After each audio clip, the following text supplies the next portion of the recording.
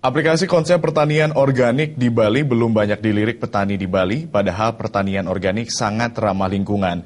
Minimnya pertanian organik ditengarai karena ketiadaan contoh pertanian organik yang berhasil.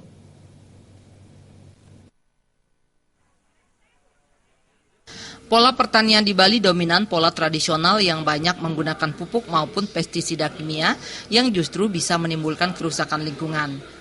Untuk menjaga lingkungan tetap alami dan pangan yang dihasilkan pertanian aman dikonsumsi, pertanian organik merupakan solusi yang bisa diterapkan petani, namun pertanian organik belum banyak dilirik petani di Bali.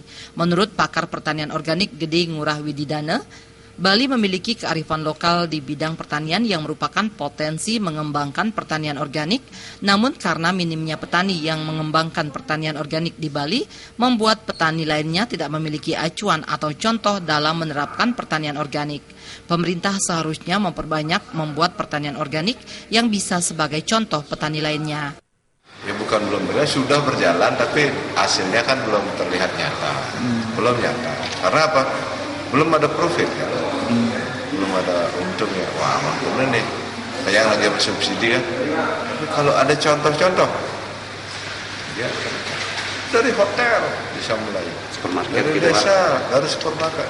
Tapi kalau untuk cengkeh, untuk kopi, itu sudah organik. Itu karena dia tahu manfaat. Untuk sayur, dia kombinasi dia. Jadi sebenarnya boleh kombinasi namanya. Bagaimana mengurangi kerusakan lingkungan. Kita tidak bisa langsung, wow, tidak bisa.